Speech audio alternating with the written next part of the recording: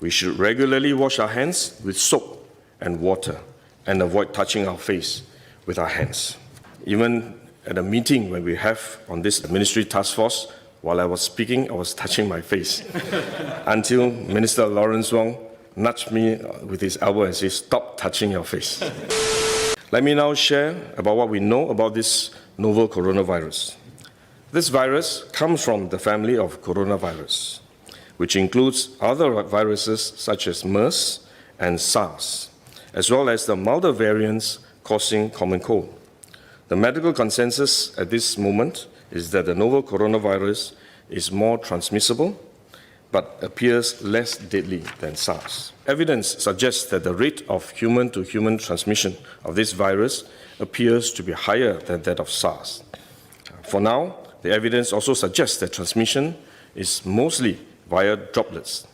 What this means is that the virus is carried within droplets emitted from an infected person over a short distance, such as when a person coughs or sneezes.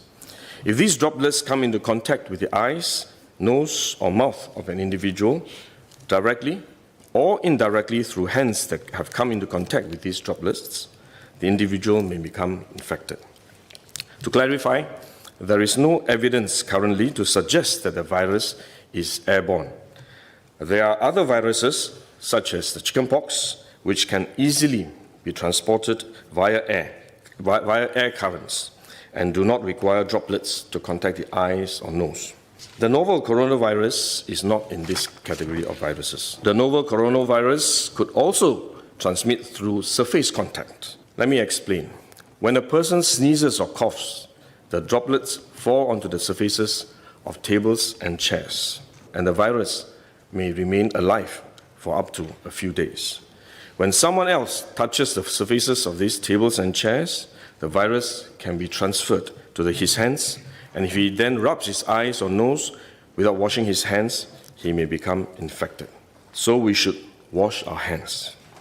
This is also why we only quarantine the close contacts of confirmed cases. For more transient contacts, such as individuals that the confirmed cases may have walked past in malls or hotels, the risk of transmission is low.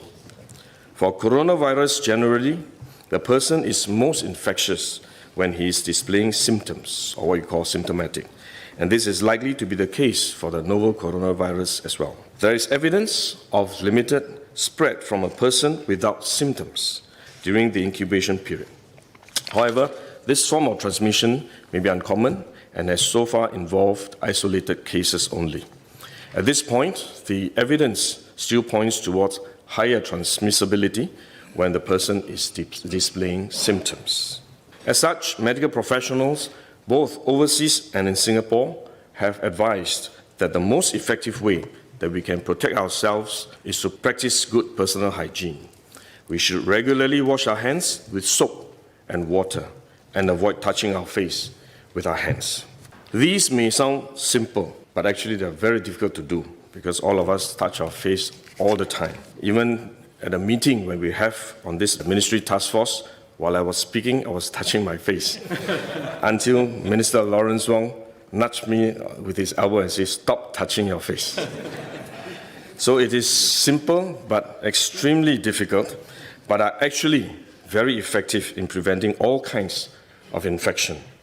Potential infection from asymptomatic persons, in fact, is less likely to be from coughing or sneezing directly because they don't have symptoms. They are not sneezing or coughing, but more likely by touching contaminated surfaces, for which masks offer no protection. Wearing a mask when we are well often gives us a false sense of security instead, and we are more likely to touch our faces when we constantly adjust our masks, which is one way the disease spreads. At the same time, we need to protect others, our loved ones, friends, colleagues, and fellow Singaporeans that we come into contact with. If we are sick, we should rest and recover at home as far as possible. If we do need to go out to see a doctor, for example, we should wear a surgical mask to protect others. So this is when mask is needed, when we are unwell and have to go out.